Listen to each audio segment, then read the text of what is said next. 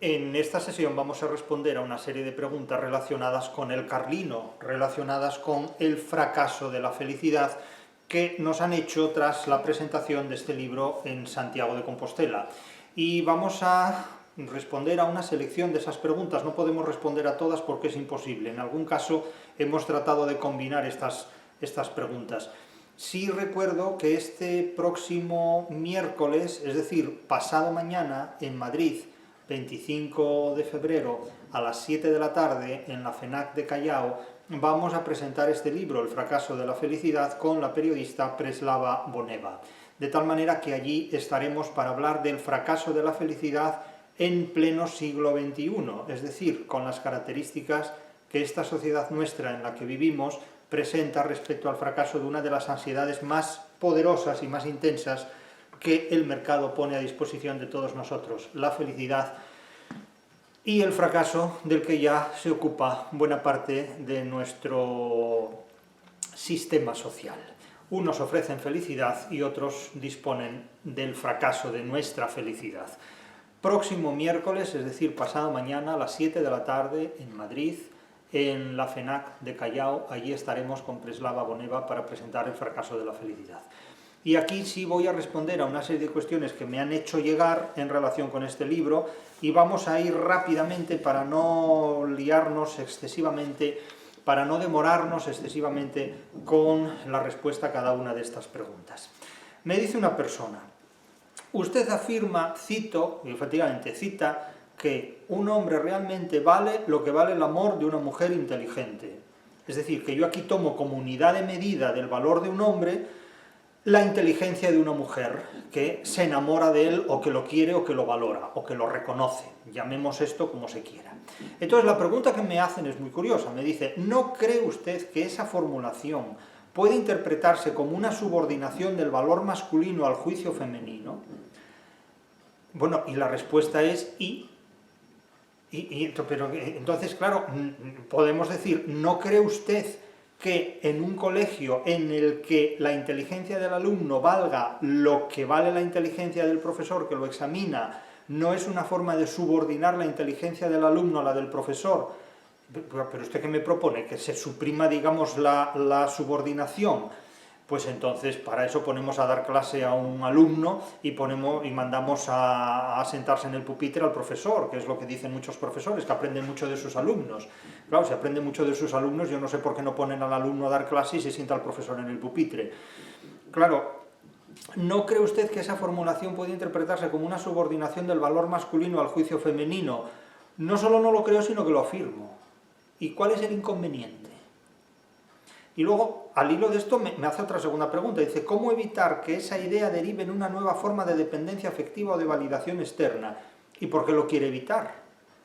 Vamos a ver. La vida del ser humano consiste en exponerse constantemente al juicio de los demás.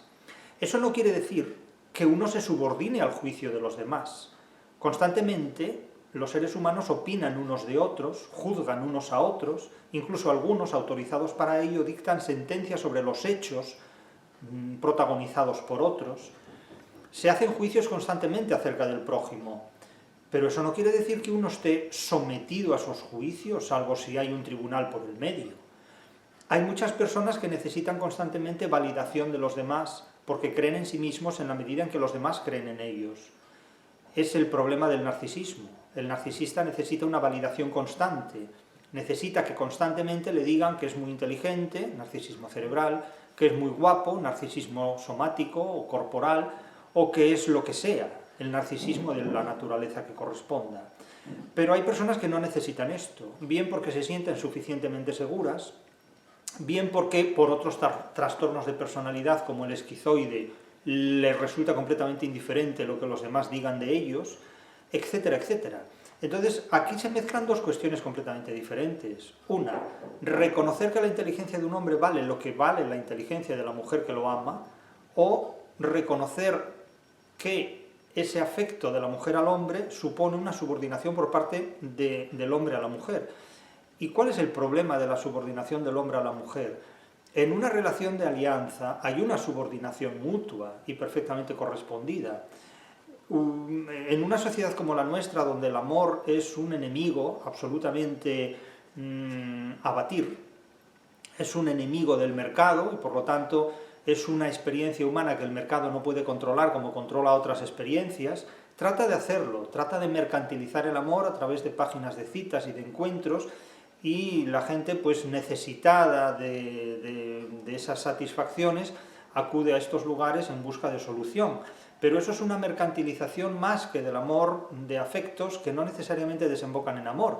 De hecho, como con frecuencia suele decirse, es que la gente no se casa por amor, y entonces ¿por qué se casa?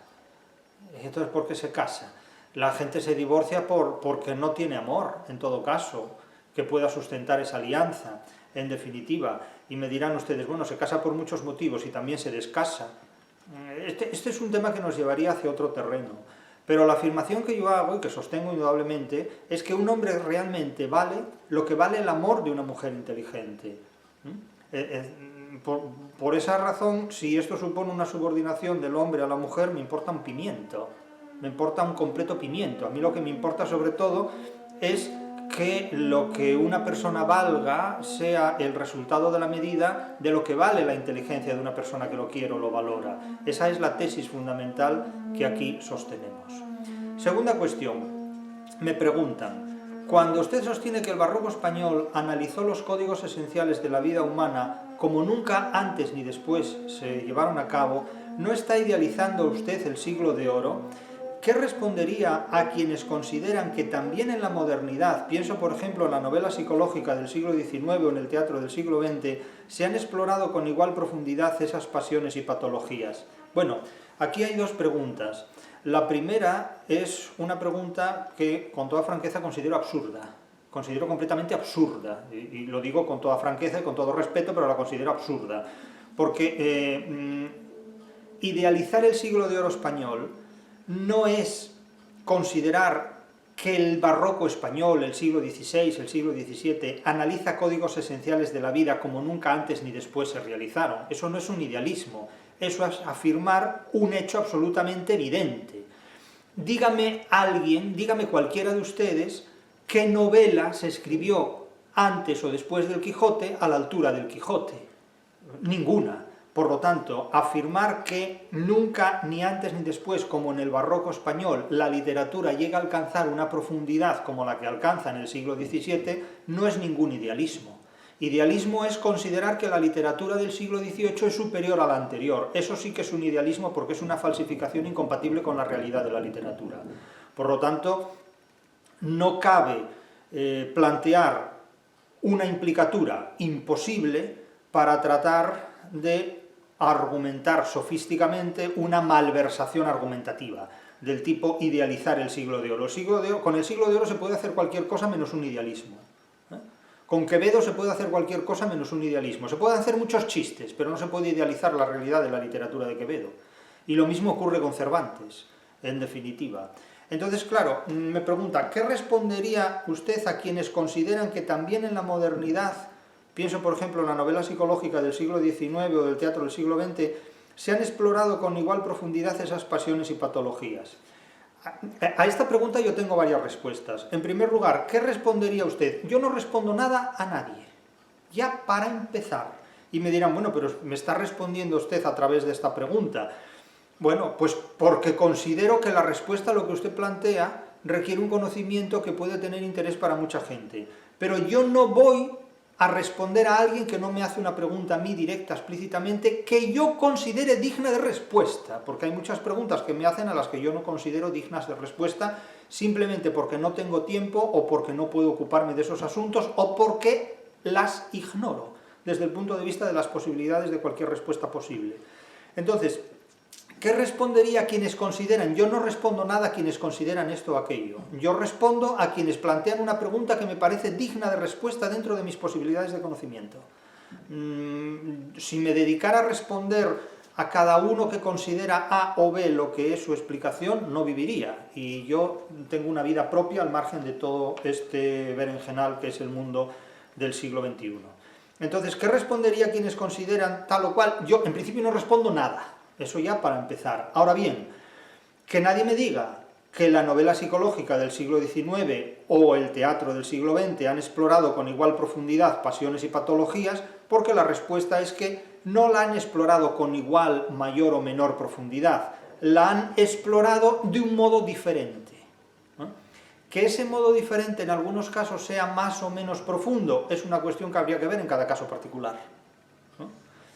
Pero no podemos decir que la novela psicológica del siglo XIX, porque novela psicológica es también el Quijote, y novela psicológica es también el Asno de Oro de Apuleyo, y novela psicológica es el poema de Gilgamesh, y novela psicológica es el Génesis, primer libro del Viejo Testamento. El hecho de que determinadas tendencias narrativas del siglo XIX se arrogaran para sí mismas, se apropiaran para sí mismas el membrete o la etiqueta de novela psicológica, no deja de ser más que una referencia comunicativa que se utiliza para distinguirla de otras tendencias, pero eso no convierte a las demás en realidades literarias ajenas a la psicología, ni en la novelística de la segunda mitad del siglo XIX, concretamente el realismo y el naturalismo, en el prototipo exclusivo que utiliza de forma excluyente lo que es el tratamiento de la psicología humana. De modo que no veo consistencia en este planteamiento. Tercera cuestión. Usted presenta a Don Juan como una figura hoy transmutada narcisista de Estado. Bueno, no lo presento yo, lo presenta el siglo XXI. Yo lo que hago es interpretarlo, es simplemente decir lo que hay. Que seduce a electores dentro del sistema democrático en lugar de a mujeres dentro de la sociedad del siglo de oro. ¿Podría concretar más esa analogía? ¿En qué rasgos contemporáneos identifica con mayor claridad esa continuidad del mito? Hombre, esa pregunta no es necesario que me la hagan a mí, esa pregunta pueden hacerla en cualquier foro de internet y les sobrarán respuestas, y les sobrarán respuestas del más variado pelaje.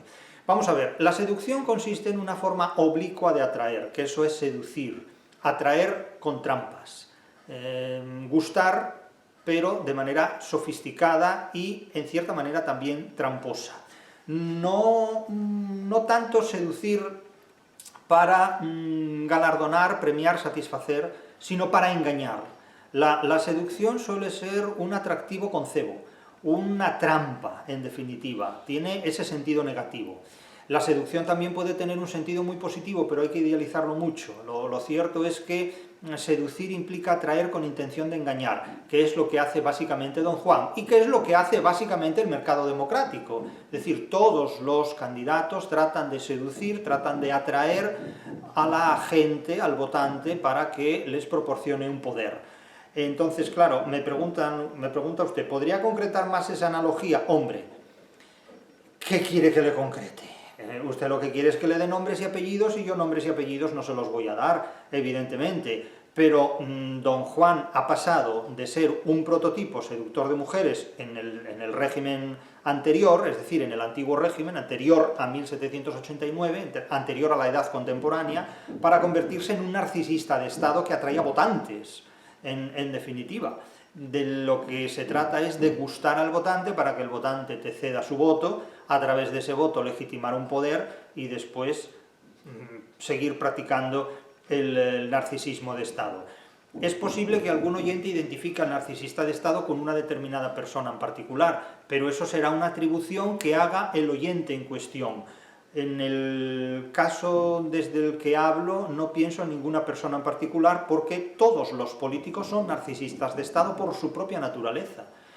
Todo mandatario se ve obligado a comportarse como un narcisista de Estado por su propia naturaleza, y con frecuencia los grandes mandatarios de cualquier Estado son básicamente controladores del narcisismo y son auténticos gestores del narcisismo, en parte porque lo son y en parte porque su comportamiento les exige incurrir en un narcisismo que necesita constantemente la validación del prójimo para poder legitimar y ejercer su poder. Es que un mandatario tiene que ser narcisista por su propia naturaleza. El ejercicio de la política implica el ejercicio narcisista por su propia naturaleza. Uno está obligado a creer en sí mismo en la medida que los votantes creen en él. Cuando los votantes le retiran su apoyo, cuando los miembros de su partido le retiran su apoyo, ese carisma se desvanece. Por lo tanto, el mandatario, como líder de una organización, necesariamente tiene que ser un narcisista. o comportarse como si lo fuera, aunque no lo sea realmente. Cuando, por ejemplo, hoy las agencias nacionales de evaluación académica, universitaria, exigen y premian el liderazgo, en realidad lo que hacen es incentivar el combustible narcisista de una sociedad que ha convertido a Narciso en el dios del siglo XXI. Cuando hablamos de líder, hablamos de un término que en definitiva lo que hace es exaltar el narcisismo que cada ser humano lleva dentro de sí. Cuando convertimos el mundo académico, el mundo universitario, en una competición entre líderes, lo que hacemos es convertirlo en una competición entre narcisos, de tal manera que cuando una cátedra de universidad, hoy en el siglo XXI, en 2026, se concede, tomando como referencia criterios de liderazgo, que a mí me hacen partirme de risa completamente, lo que hacen en definitiva es competir entre narcisos, a ver a quién le dan la cátedra, a ver cuál es el más narcisista de todos. Es decir, el concepto de líder, en definitiva, es un eufemismo por el concepto de narciso, que necesita de alguna manera carismáticamente controlar a los demás. De manera que el narcisismo de Don Juan hoy día se ha transmutado en todos los ámbitos de la sociedad, sobre todo en el de la política, que se ha tomado como prototipo modélico de cualquier otra actividad humana, incluida la universitaria, en definitiva. Cuarta cuestión. Afirma que, me dicen a mí, la literatura fue lo único que se opuso verdaderamente a Don Juan, porque como se habló de Don Juan en aquella sesión, y que incluso Dios necesitó la ficción para hacerse visible. Bueno, esta es una frase mía. Dios necesitó la ficción de Tirso de Molina en Don Juan para poder contrarrestar el poder de Don Juan, porque el poder político no fue capaz de hacerlo. ¿Defiende usted que la literatura posee una autoridad moral superior a la religión y a la política, o más bien que solo el arte es capaz de desenmascarar ciertas formas de poder? Vamos a ver. El hecho de que yo defienda o no defienda, cosa que no hago nunca, yo no ando defendiendo a la literatura frente a la religión o frente a la política, yo interpreto la literatura desde el punto de vista de las exigencias de la propia literatura, pero no desde las exigencias de la religión o de la política o de la filosofía o de las ideologías. Eso es lo que yo hago. Si esto es defender a la literatura de otras actividades humanas, ese nombre ya se lo pone usted, no se lo pongo yo. Pero lo que yo sí tengo claro es que yo explico la literatura desde las exigencias de la literatura, pero no explico la literatura desde las exigencias de una filosofía, de una ideología, de una religión o de aquella otra religión, de aquella otra ideología o de aquella otra filosofía. Eso lo hacen otras personas. Hay personas que interpretan la literatura en nombre de una determinada filosofía, en nombre de una determinada religión o en nombre de una determinada ideología. Yo eso no lo hago. Yo interpreto la literatura en nombre de las exigencias de la literatura y en nombre de los conocimientos científicos que la literatura exige para poder ser interpretada con una objetividad que el conocimiento filosófico, religioso o ideológico no solo no proporciona, sino que con frecuencia niega e intoxica. Eso es lo que yo hago. Si esto es defender la literatura, puede entenderlo así, pero esa es la nomenclatura que usa usted, no la que uso yo. Eso está muy claro. ¿Que la literatura posee una autoridad moral superior? Es que si hablamos de autoridad moral superior en la literatura ya adoptamos una posición que no es literaria, porque la literatura no tiene moral. La literatura exige conocimientos científicos. La moral la puede tener el científico, como el médico puede tener una ideología y el paciente puede tener una ideología, pero la enfermedad de un paciente no se cura desde la ideología del médico. Porque entonces tendríamos que escoger no una sanidad privada o pública, sino una sanidad de médicos de derechas y una sanidad de médicos de izquierdas. Y si complicamos las cosas, tendríamos que coger una sanidad de médicos que profesen, pues por ejemplo, el jacobinismo, otros que profesen el anarcocapitalismo, otros que profesen el wokismo. Entonces, claro, cada uno tendría que escoger el médico conforme a la ideología propia. Y claro, esto no puede ser, porque la medicina es superior y irreductible a la ideología tanto del médico como del paciente. Pues lo mismo ocurre con la literatura. Lo mismo ocurre con la literatura. Entonces, yo no diré nunca que la literatura tiene una autoridad moral superior a la religión o la política o a la filosofía o la ideología que sea, porque estos no son criterios desde los cuales yo juzgo o interpreto la literatura. Eso lo harán otras personas, pero yo no. Yo no necesito a la religión, ni a la filosofía, ni a la ideología en absoluto para interpretar la literatura. De la misma manera que no necesito pues, al anarquismo ni al wokismo para interpretar un intervalo de tercera. musical o la tonalidad de re mayor, así de simple. O sea, no son esos criterios los que se manejan. Y claro, luego me pregunta, o más bien el arte es solamente capaz de desenmascarar ciertas formas de poder. Bueno, las formas de poder las puede desenmascarar el arte, la filosofía, la literatura o el vecino del quinto. Quiero decir esto, no es que el arte sea la única posibilidad de la que dispone el ser humano para desenmascarar ciertas formas de poder. El arte es una de ellas y dependerá más bien de las capacidades del artista y de las posibilidades de interpretación del receptor, porque de nada sirve tener una buena obra literaria delante de nosotros si no sabemos leerla o si ni siquiera la leemos, como es el caso del Quijote, ¿no? Quinta cuestión. Usted afirma que cuando los curas escribían pornografía sabían hacerlo mejor que nadie y contrapone la tradición española a la protestante. Sí, es cierto, me refiero sobre todo cuando hablo de este ejemplo a la Lozana andaluza, escrita por Francisco Delicado, que era un cura. Imagínense ustedes un cura hoy escribiendo una novela como la Lozana andaluza. Eso es imposible, y es imposible sobre todo porque nosotros hoy ya vivimos en una sociedad totalmente protestantizada, aunque lo ignoramos. No somos conscientes de la vida totalmente protestantizada que llevamos. De hecho, no se celebra el Día de Difuntos, sino el Halloween.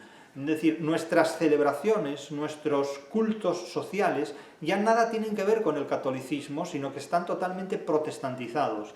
Nuestro concepto de libertad incluso ya es más protestante que católico.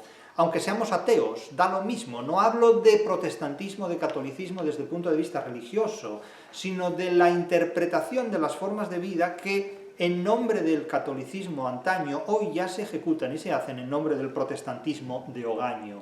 Y entonces la pregunta que me hacen es, ¿no cree usted que esa lectura puede simplificar en exceso la complejidad de ambas tradiciones culturales?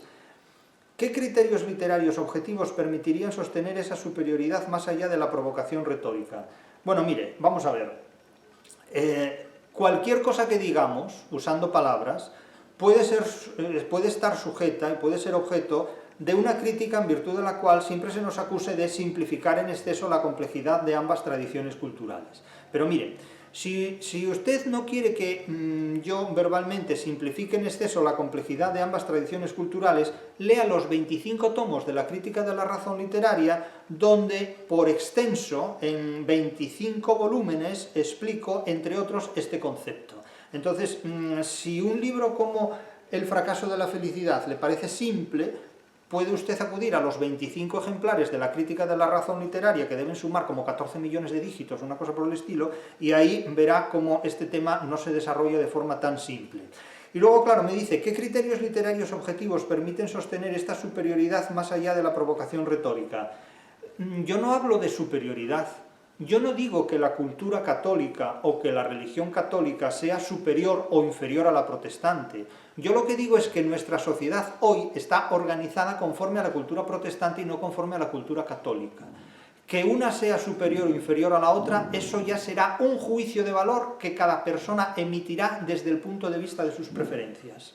Pero no es algo que yo suscriba. Es decir, yo no voy a decir que el catolicismo sea superior o inferior al protestantismo en tales o cuales cuestiones. Lo que sí digo objetivamente es que el catolicismo tiene un concepto de libertad abierto, mientras que el protestantismo tiene un concepto de libertad no solo cerrado, sino absolutamente prohibido. Para el protestantismo el ser humano no tiene libertad, responde a un mecanismo algorítmico, mientras que para el catolicismo el ser humano tiene libertad absoluta dentro de este mundo, dentro de determinadas posibilidades, pero tiene libertad de elección, de albedrío, y según el criterio católico, si uno se porta bien irá al cielo y si se porta mal irá al infierno, según el pensamiento de la teología católica. Según el pensamiento de la teología protestante, ni usted ni yo tenemos libertad, sino que simplemente estamos programados fisiológicamente, deterministamente, naturalistamente, desde el punto de vista ateo, o desde el punto de vista de los creyentes, estamos programados por una predestinación divina, de tal manera que no hay libertad. Claro, como mucha gente considera que no podemos apelar a una entidad metafísica para negar la libertad, entonces ahora se inventan entidades físicas y se habla de la mecánica cuántica como algo que niega la libertad humana, como si Lutero hubiera necesitado la mecánica cuántica para negar la libertad humana o Calderón de la Barca hubiera necesitado la democracia para afirmar el libre albedrío.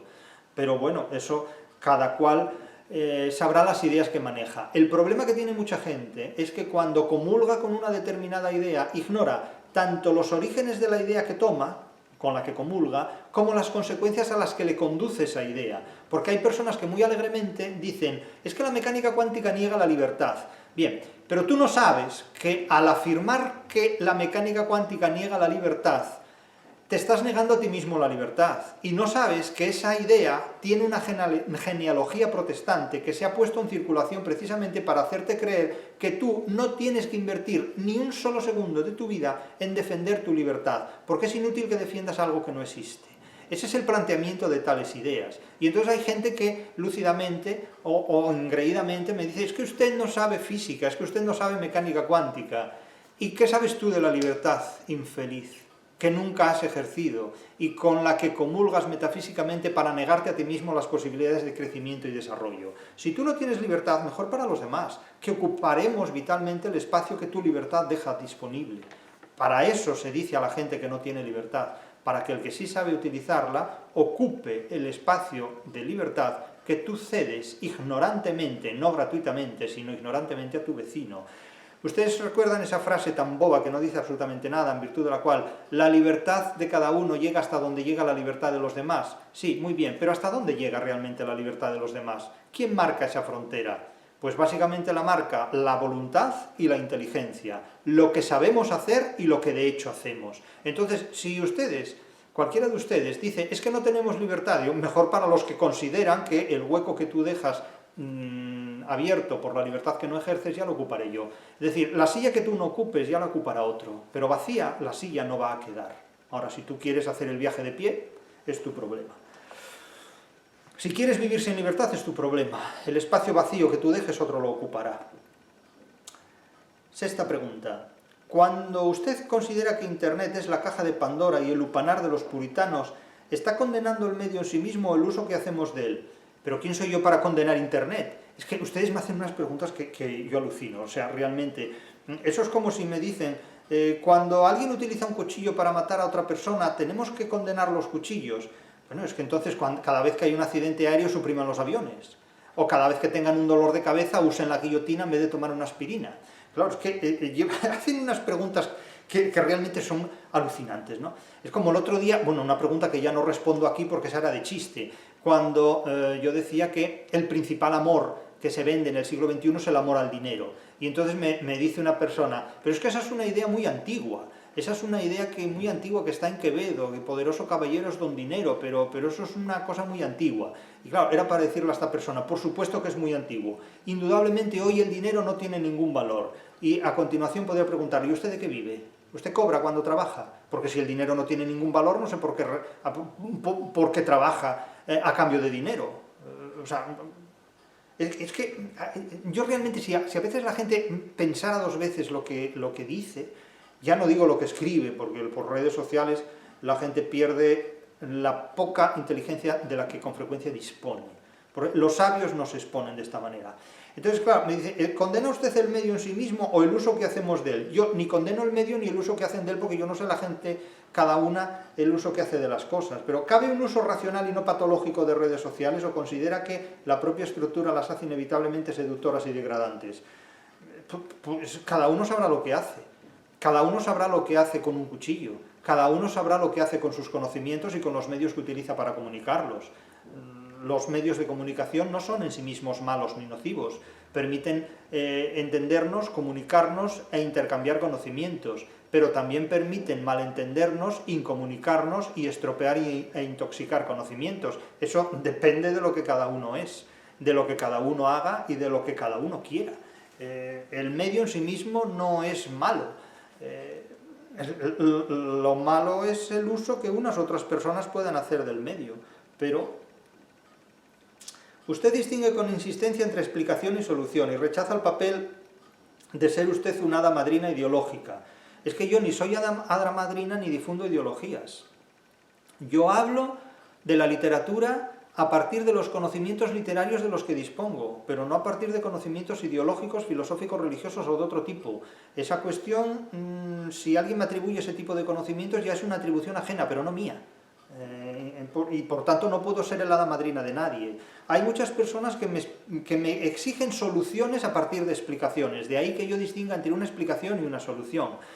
Afirmar que el agua es una combinación de dos moléculas de hidrógeno y una de oxígeno es una explicación, pero no es una solución a un problema metafísico. Es decir, que cuando alguien dice es que todo es agua en este mundo, bueno, pues hay cosas que no se pueden reducir a la combinación de dos moléculas de hidrógeno con una de oxígeno. No podemos incurrir en el monismo absoluto de la sustancia, en el monismo axiomático o absoluto de la sustancia como explicación de todos los problemas, ni como solución de todos los problemas. Yo en mis interpretaciones de la literatura ofrezco explicaciones de la literatura, pero no ofrezco soluciones vitales. Otra cuestión es que algunas de esas explicaciones puedan resolver determinados problemas de la vida o prevenirlos, pero eso ya es una cuestión particular, no es una intencionalidad en virtud de la cual yo explique literatura. Yo ofrezco explicaciones de literatura, de las cuales se puede desprender una solución a determinados problemas, pero que ya no es de mi autoría esa solución, sino de la aplicación que cada uno puede hacer de los conocimientos literarios. Entonces, claro, me pregunta, sin embargo, su diagnóstico es profundamente crítico y normativo. Bueno, crítico y normativo para usted, porque para mí es simplemente un diagnóstico literario, es una explicación literaria. Que usted asuma como crítico normativa una explicación, eso ya es cosa suya. Claro, ¿cómo puede el lector transformar esa explicación en una solución, en una práctica vital, sin convertirla en una solución que usted niega a ofrecer? Pues eso yo no lo sé, porque si lo supiera no estaría dando explicaciones, daría soluciones. Y yo doy explicaciones, yo no doy soluciones a ningún problema, porque me hace mucha gracia cuando la gente dice, bueno, ¿y qué solución propone usted? Y yo no tengo ninguna solución que proponer a los males del mundo, porque yo no tengo poder para resolver los males del mundo. Por eso me hace mucha gracia que algunas personas digan, bueno, es que yo estoy a favor de esto, o estoy en contra del otro. Bueno, eso es como decir que uno está a favor del fa sostenido y en contra del sol bemol, por ejemplo, y no sabría lo que dice, porque son enarmónicos, ¿no? Pero es una cosa de este tipo. O yo estoy a favor de la novela pastoril y en contra de la novela bizantina. Eso a la novela pastoril y a la novela bizantina se la pela completamente. Entonces hay mucha gente que está en esta posición, decir, bueno, pues yo estoy a favor de Raskolnikov y yo estoy en contra del juez Razumigin, por ejemplo, ¿no? Bueno, ¿y eso a quién le importa? O sea, verdaderamente Raskolnikov le va a dar absolutamente igual que tú estés a favor o en contra de él, porque discutir un disparate implica formar parte de él. Discutir un disparate implica formar parte de él. Pregunta 8. Cuando compara la seducción de las redes sociales con la figura del seductor dañino, del narcisista maligno, ¿no traslada al ámbito tecnológico una categoría moral que pertenece a la literatura clásica? Sí, claro que sí, sí. ¿Y? ¿Hasta qué punto esa analogía es metafórica y hasta qué punto pretende describir la realidad psicológica verificable? Pues hasta el punto que usted quiera. Hasta el punto que usted quiera. La analogía es metafórica porque evidentemente no podemos entrar en la obra de Tirso de Molina, Don Juan Tenorio, ¿no? Y a partir de esa metáfora, evidentemente, se toma como referencia explicativa de los problemas y de las realidades que nos encontramos. Porque usted no se va a encontrar con Don Juan Tenorio, pero sí se puede encontrar con un seductor que le joda la vida. ¿No? La literatura no te arruina la vida, pero te previene respecto a quienes pueden arruinártela. Y es, de alguna manera, volviendo a la pregunta anterior, la explicación que puede considerarse, si no como solución, como prevención al fracaso. Como prevención al fracaso de la felicidad o de otros fracasos. El fracaso de la libertad, el fracaso del conocimiento, el fracaso de la educación, el fracaso de la democracia. Vivimos en un mundo donde hay que prevenirse porque estamos rodeados de muchos fracasos. Es una sociedad verdaderamente muy impotente, la sociedad a la que nos enfrentamos. Es una sociedad que brinda muy pocas ayudas y que a cambio de brindar muy pocas ayudas te expone ante muchísimas amenazas. La gente más joven que presta atención a mis vídeos, gente que incluso tiene hasta 16 años, debe tener clara una cosa. Se le prometerán muchas cosas, no se les cumplirá ninguna. Cuando alguien promete algo, es un Judas que viene a traicionar. No se dejen seducir nunca por quien les haga promesas.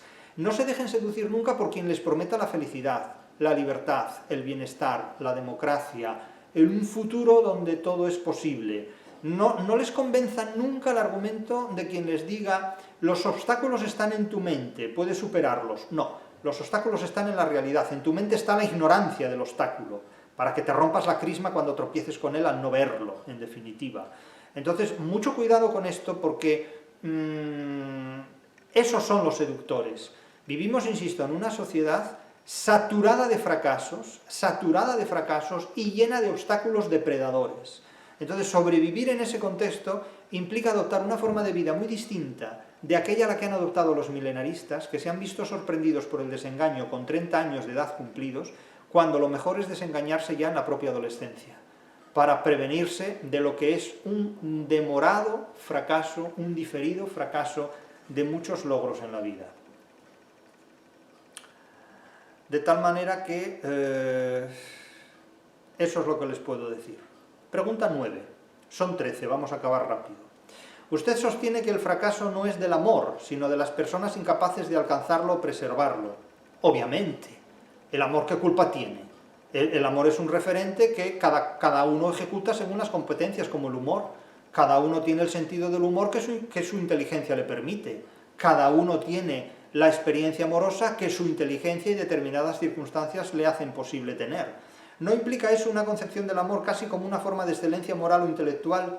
Es que el amor es una forma de excelencia, no sé si moral o intelectual, pero es una forma de excelencia vital, porque el que ama vale más que el que no ama. Entre otras cosas porque el que ama sabe cómo hacerlo y el que no ama no sabe. No sabe. Por esa razón Don Quijote se inventa un amor, porque necesita articular, necesita sublimar una carencia completamente afectiva en ese punto y se inventa el amor de Aldonza Lorenzo, a la que llama Dulcinea del Toboso. Pero en realidad Aldonza Lorenzo es una mujer de carne y hueso y de pelo en pecho, como dice el propio Sancho Panza. Es decir, es una tía que le gusta a Alonso Quijano, y entonces Don Quijote la convierte en Dulcinea del Toboso. Y eso es una implicación del amor como una excelencia moral, es que eso es el neoplatonismo, es que el amor es una experiencia excelente, el amor es una experiencia excelente, por lo tanto, ¿cómo no va a ser una forma de excelencia vital en todos los terrenos? Sea el moral, sea hasta el político, en definitiva, ¿no? En definitiva. No corre el riesgo usted de convertir al amor en un privilegio reservado a una minoría capaz. Es que no soy yo el que convierte al amor en un privilegio. Es el amor el que te convierte a ti en un privilegiado, que son cosas distintas. Yo no soy el hada madrina que tenga la capacidad para decir tú te enamoras y ahora te conviertes en un privilegiado. Es que yo no soy eso, coño. Yo lo que le puedo decir es que es el amor el que nos convierte a cada uno de nosotros en privilegiados cuando podemos disponer de él y podemos preservarlo durante 30 años, por ejemplo. Eso es lo verdaderamente importante. Los afortunados son los que pueden preservar el amor durante años y décadas. Esos son los verdaderamente afortunados. Los que no tienen que ir cada fin de semana a Tinder a ver con quién se acuestan esa noche.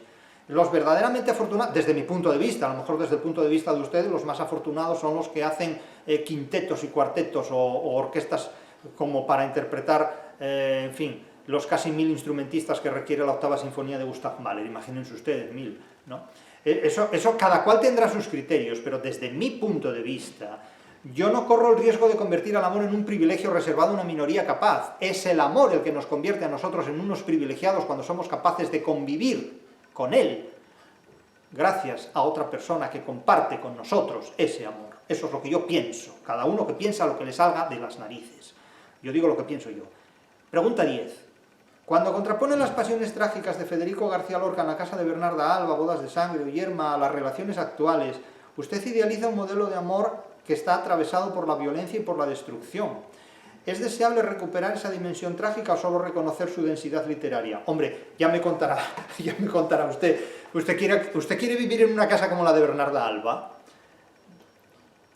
¿Usted quiere vivir en una casa como la de Bernarda Alba, donde no se puede hablar, donde no se puede copular, vamos a decirlo suavemente, donde no se puede mantener relaciones amorosas ni sexuales? ¿Usted quiere vivir en un mundo sin amor y sin sexo? Claro, ¿Es idealizar la vida exigir amor y sexo? ¿O es idealizar la vida suprimir el amor y suprimir el sexo? Porque vamos por el camino último. Es decir, el siglo XXI es el siglo de Bernarda Alba. Es un siglo donde el amor está negado, está combatido, está discutido, está adulterado, y el sexo está cada vez más sometido a un puritanismo que lo hace imposible, que lo hace inevitable en muchísimos aspectos, aunque no lo parezca. Aunque no lo parezca. El siglo XXI es el siglo de Bernarda Alba, y Bernarda Alba es en definitiva un puritanismo de hechura eminentemente protestante que nos dice constantemente que el amor es una cosa innecesaria porque no nos resuelve ningún problema, es un quebradero de cabeza, es algo de lo que hay que liberarse. Son las tesis de Harari en muchos aspectos. Es decir, el amor es el mecanicismo de los animales, y el sexo más todavía. El sexo en realidad es algo que de alguna manera habría que prescindir del sexo. Díganselo ustedes esto a la gente, ¿no? Que se pasa la vida buscando el sexo y el amor por todas partes, hasta con animales incluso. De hecho, digo que la gente ama a los animales, ¿no se ama a los animales? Bueno, digan ustedes que no aman a los animales, ¿no? Y se aman a las montañas, se aman a los ríos, a Dios fontes, etcétera. Entonces, ¿no corre el riesgo de convertir al amor en un privilegio? Pues es que el amor es un privilegio. ¿Es deseable recuperar la dimensión trágica? Hombre, ¿quién quiere vivir el amor como yerma? Resulta que mata al marido porque no la folla, en una palabra, así de simple. O sea, yerma mata al marido porque no la mantiene sexualmente activa como ella quiere. En definitiva, yerma es una condena de los hombres que no satisfacen sexualmente a sus mujeres. La casa de Bernarda Alba es una protesta en contra de las mujeres que impiden a otras mujeres mantener relaciones sexuales con un hombre.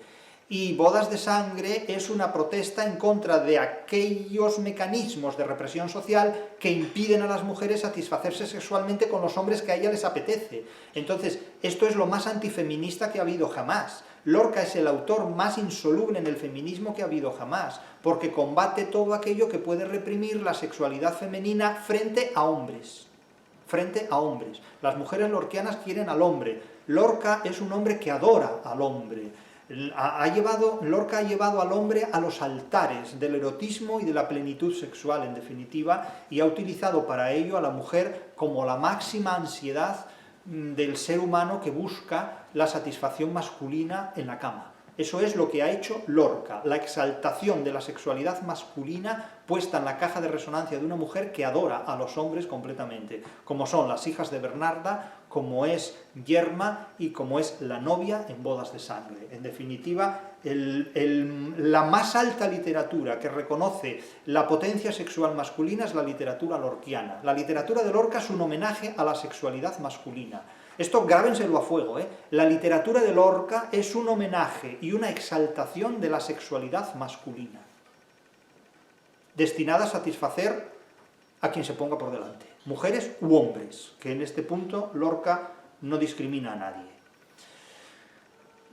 Y me dicen, 11, afirma usted que el mercado ha convertido el amor en un producto kitsch, y cita plataformas como Tinder, Bumble, Green, todo esto. ¿Cree que estas herramientas imposibilitan estructuralmente el amor duradero o que simplemente revelan la fragilidad previa de los vínculos contemporáneos? Yo creo que estas plataformas lo que hacen es responder a una mercantilización de la ansiedad humana, manifestada en diferentes terrenos, desde el ocio hasta la satisfacción sexual o la búsqueda de experiencias amorosas. En definitiva, creo que estas plataformas son una mercantilización muy protestante, es decir, la conversión en dinero de lo que son ansiedades y pasiones humanas que no se ven satisfechas en el desarrollo o el discurrir natural de una sociedad humana, de una comunidad humana. Es decir, como no funciona el amor de manera natural, de manera cotidiana, hay que ir a buscarlo a máquinas expendedoras de amor. Y estas máquinas expendedoras de amor son las Celestinas mecánicas de Internet, en definitiva. Es que hoy Celestina no está en la literatura, hoy Celestina está en Internet. 12. Señala que la literatura nunca relata la felicidad amorosa, sino las tragedias provocadas por el amor. Bueno, vamos a ver, esta es una frase sacada de contexto. Yo esto lo digo, pero la frase continúa. Es decir, sino las tragedias provocadas por el amor que fracasan. Cuidado, el amor no conduce a la tragedia, el amor conduce a la satisfacción. El amor conduce a la tragedia aquel que no es capaz de gestionarlo como es debido. Y nadie está libre de incurrir en ese fracaso por múltiples circunstancias en la vida. Es que el amor tiene muchísimos enemigos. El amor tiene muchísimos enemigos, tiene muchísimos adversarios y muchísimas amenazas. El comercio, la inseguridad, los celos, las dudas, los problemas psicológicos, el dinero, es decir, el amor está rodeado de enemigos. Y además es lo único que no se compra ni se vende de todo lo que hace el ser humano. La salud aún se puede negociar, pero el amor es innegociable. El amor que se negocia no es amor. El amor que se compra con dinero, que se mediatiza con dinero, no es amor, es interés, es otra cosa. Cuestión aparte es que el amor y el dinero hagan muy buenas migas. Con el dinero todo el mundo se hace amigo. Cuando el dinero canta, la música calla. Pero cuando el dinero canta, el amor canta más. El amor no se calla por dinero, el amor no se calla por nada. Y menciona figuras como Emma Bovary o Ana Karenina, y bueno, la regenta también. Podría argumentarse, sin embargo, que la literatura magnifica el conflicto porque es narrativamente más eficaz y que eso no necesariamente invalida la posibilidad de amores discretos, estables y no trágicos. Es que la literatura no invalida la realidad. La literatura explica determinadas posibilidades de la realidad o determinadas interpretaciones de la realidad, pero es que la literatura no interfiere directamente en la realidad. No es que lo que hoy se escriba en una novela tenga lugar mañana. Es que la literatura no invalida posibilidades reales, explica posibilidades reales, pero no invalida, no interfiere directamente en la realidad. Entonces, no es que la literatura magnifique los conflictos, la literatura simplemente narra determinados hechos, que el cine también lo hace, la poesía también lo hace, incluso los colegas, las personas, cuando hablamos entre nosotros, también magnificamos determinados hechos para poner a parir a un tercero que no está delante, con frecuencia nos dice, fulano, ¿sabes lo que hizo? Tal, etcétera, etcétera. O sea que eso... Pero esta no es una cualidad de la literatura, es una cualidad de los seres humanos. 13ª. Cuando afirma que el siglo XXI no ha producido ninguna gran historia de amor comparable a las del pasado, no puede deberse a que carecemos todavía de la distancia histórica necesaria para reconocerlas. No es posible que estemos ante historias que aún no han encontrado su forma literaria definitiva. Bueno, cada uno podrá pensar de esto lo que quiera, podrá pensar lo que estime oportuno, pero lo que sí es cierto es que una sociedad que, vamos, por lo que me dicen aquí, una sociedad que como la nuestra busca el amor en Internet, ya me dirán ustedes qué historias de amor van a encontrar en Internet. Es decir, cuando el ser humano renuncia a protagonizar una experiencia de amor porque necesita que se la busquen, necesita que se la protagonicen, ya me dirán ustedes cómo vamos a competir con Dulcinea del Toboso, con Beatriz de Florencia o con Helena de Troya. Es que las grandes historias de amor están protagonizadas no por personajes literarios, están narradas por personajes literarios, pero están protagonizadas por seres humanos reales que a veces las cuentan y a veces no. Las mejores historias de amor no se cuentan nunca. A la literatura llegan narradas, llegan poetizadas, llegan dramatizadas de forma específica, de forma especial. Pero lo que sí es evidente es que un mundo tan mísero de emociones, de sensaciones, de aspiraciones, no puede competir con historias de amor como las de Helena de Troya, Beatriz de Florencia o Dulcinea del Toboso. Es que no hay obras que hoy día puedan competir con Ilíada u Odisea, con el amor de Ulises a Penélope. Ulises vuelve a Ítaca por Penélope, no por lo que tiene a su alrededor. Es que la gente no comprende que el amor es mucho más fuerte que el sexo. El amor es el único sentimiento que no se compra con dinero.